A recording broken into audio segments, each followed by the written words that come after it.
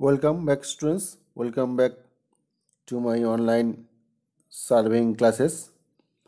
Today, I am going to start a new unit. The name of the unit is Measurement of Horizontal Distance. Okay, and from this unit, there will be maximum 12 marks. Okay, and today in unit number 2, I will give introduction about measurement of horizontal distance. First, we will discuss about what are the equipment or what are the machineries that is required to measurement of horizontal distance. Okay. First, that is instruments used for measuring distance. সেগুলো কী কী? First আমাদের কী কী লাগে দেখ। Chain লাগে, tape লাগে, ranging rod লাগে, offset rod লাগে, arose লাগে, pegs লাগে, প্লাম বব লাগে। তাহলে এই জিনিসগুলো আমাদের লাগে। তাহলে হরাইজন্টাল ডিস্টেন্স আমরা আগের দিনকে সার্ভেইংয়ে যেগুলো পড়ছিলাম টাইপস অফ সার্ভেইংয়ের, তাহলে আমরা প্লেন সার্ভেইং করতে যাচ্ছি।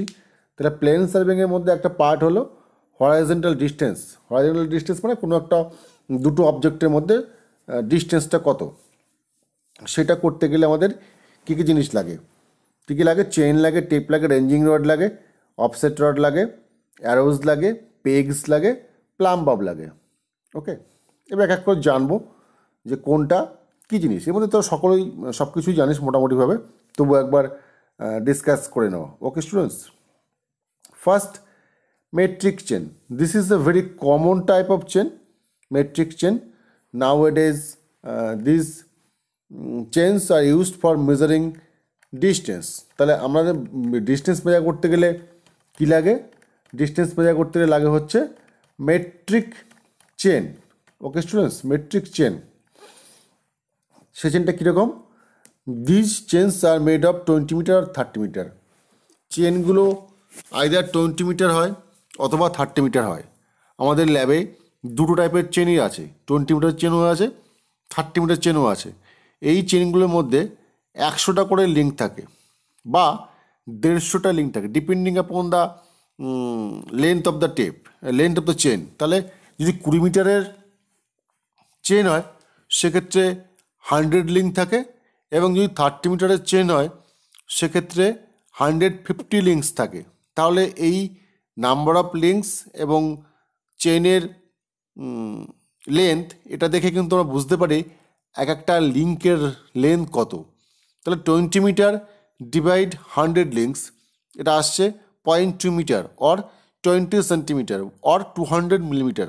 তাহলে একটা লিঙ্কের লেন্থ আমরা বলতে পারি 200 মিলিমিটার। সিমিলারলি দেখ যদি 30 মিটারের চেন হয় সেক্ষেত্রে থাকছে হচ্ছে 150 লিঙ্কস। তাহলে 30 মিটার এটাকে আমরা 150 লিঙ্কস দিয়ে ভাগ করলে একই 20 centimetre or 200 millimetre or 0.2 metre হচ্ছে একটা লিঙ্কের লেন্থ।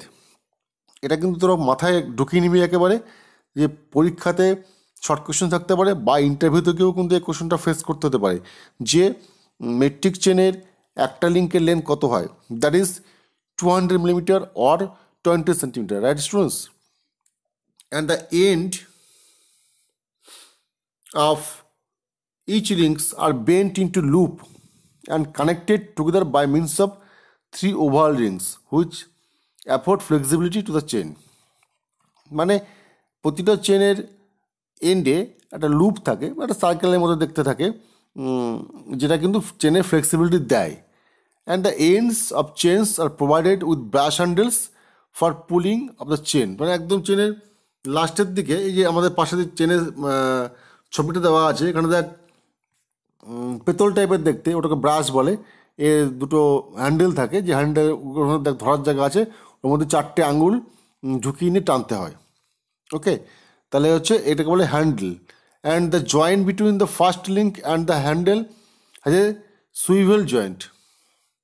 তাহলে joint between the first link and the handle has a swivel joint which affords turning round the chain without twisting.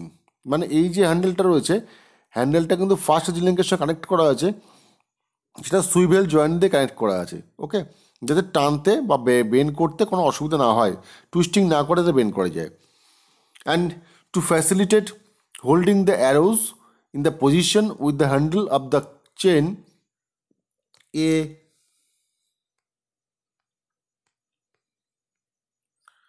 groove is cut on the outside surface of the handle, whose diameter is normally half of the diameter of the arrow. ওকে, যে arrow থাকে তার তার যে diameter তার half থাকে হচ্ছে ওই ডায়ামিটারটা, হ্যান্ডেলের ডায়ামিটারটা। Tally